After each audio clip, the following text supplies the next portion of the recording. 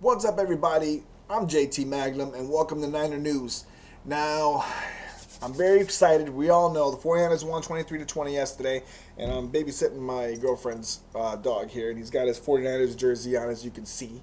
He's very cute in it. You know, when I put it, he got it for Christmas, and it was a gift for him and I guess you can say. But yeah, I tried to get him to put it on and tackle some other dogs, but yeah, as you can see, he's not really that kind of dog. He's more like a lover, not a fighter.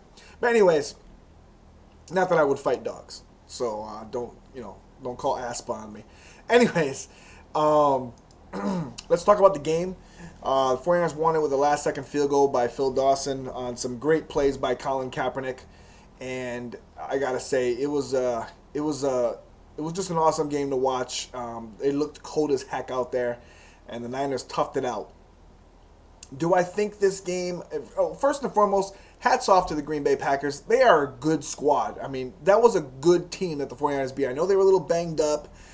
It's pretty much a story with Green Bay every year. They're banged up.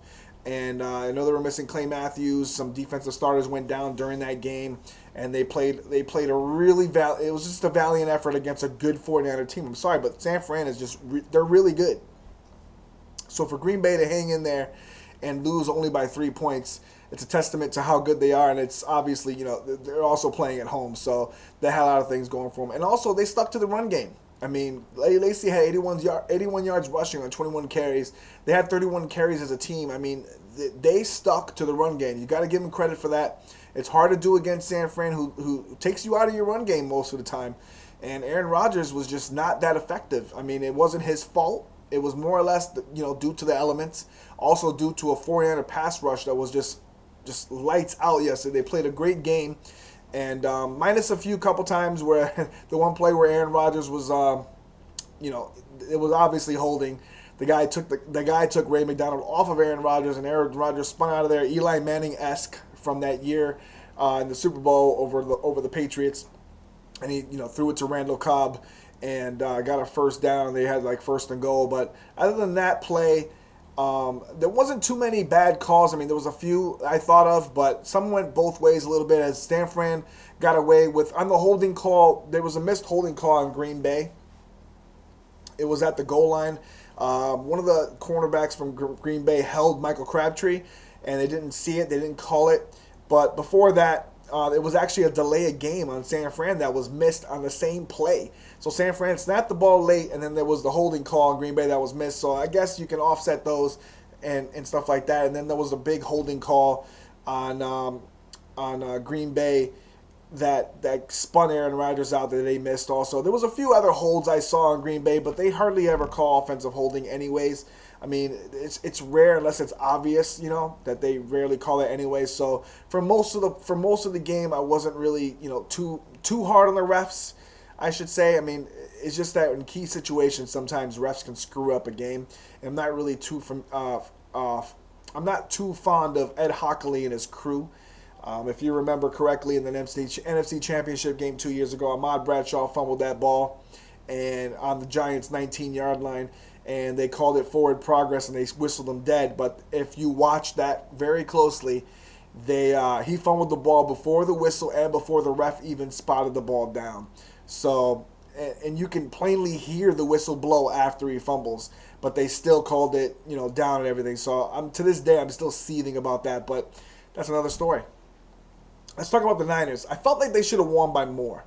And the reason I say that is because I felt like they got away from the run a little bit. I want to be a little bit critical even though they did win.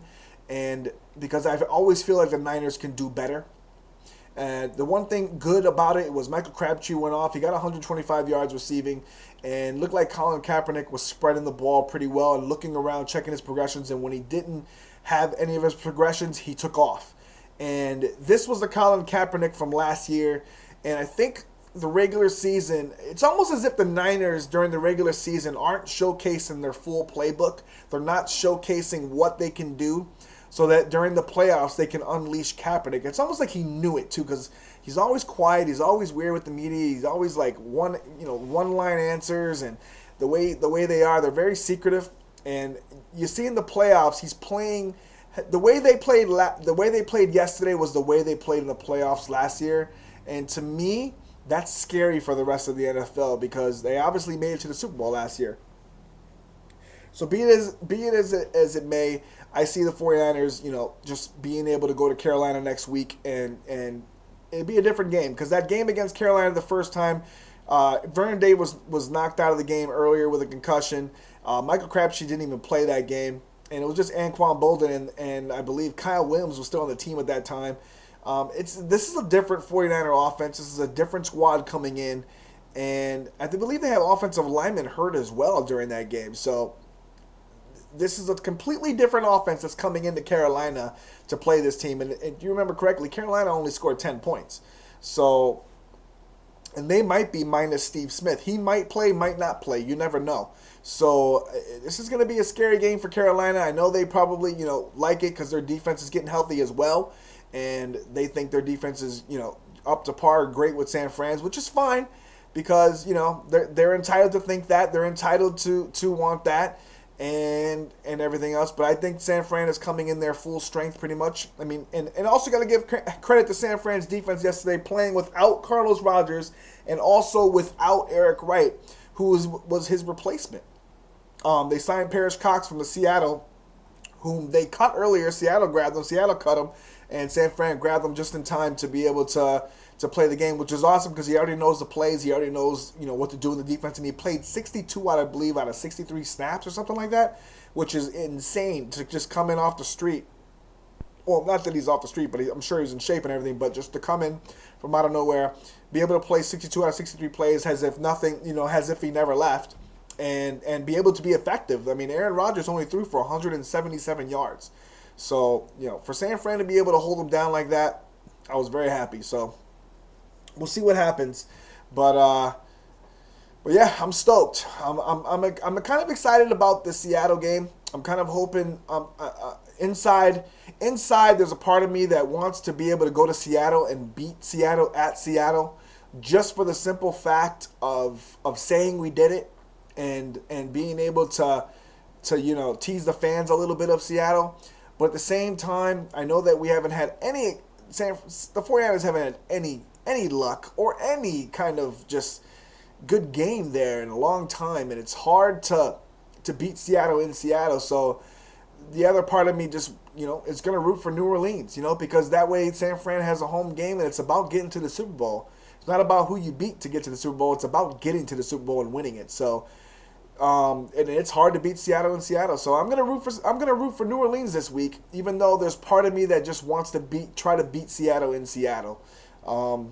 But I mean, if you're a 49er fan, you're probably thinking the same thing as I am. Like deep down inside, you want them to beat the Seahawks in Seattle, but deep down inside that it's hard to beat them there, and you might lose. So you want the other team to do it for you, and be able to play a home game, and I do want to get revenge on New Orleans because, as everybody knows, I'm still seething about that call where Ahmad Brooks sacked Breeze and that fumble came out. So. There's two scenarios that you kind of get a twofer there, where if San Fran gets to go to Seattle and beat them, then you get one thing that you like. But if New Orleans beats Seattle and comes to San Fran and San Fran beats New Orleans at home, you get the redemption for that game that just angered you. So let me know what you guys think in the comments. Let me know what you guys thought about the game as a whole. Let me know if you felt San Fran's offense should have played a little bit better despite the win. I mean, I felt they should have ran more. I felt that they got away from the run on first down a lot. I mean, Green Bay was running the ball on first down, second down, and third down at some points. And I felt San Fran should just ran the ball. Niners should just ran the ball. So that's how I felt. And I felt then later, trying to pass a little bit. But I felt they were getting too cute again with the offense. And that's what kind of got them out of sync a little bit during that stretch where Green Bay was actually looking like they were going to come back and, be able to either go up by a few or at least, tie or take the lead a lot. But other than that, I thought Colin Kaepernick played pretty well. I thought he had an amazing game actually with his arms and with his arm and his legs, and he made the good reads. I mean, he got away with one almost interception at the end where the Green Bay guy dropped it, so he got lucky there. The Niners dodged a bullet there. But other than that, I thought he played a great game. I thought he kept his composure despite throwing that one interception in the first half that gave Green Bay life. and he doesn't seem to just care when he makes mistakes, and he seems like he learns from them pretty well, and he just moves on. So that's a good thing to see in your quarterback, especially young quarterback. So let me know what you guys think in the comments, and let me know what you guys think about the upcoming game in Carolina. Let me know if you think the Niners are going to win or Carolina's going to win, if you're a Carolina fan, or if you're just a fan of football and you just happen to be stumbling across this video. All right, and that's it. Peace out. Until next time, next week. Niners news. JT Magnum. I'm out. Peace.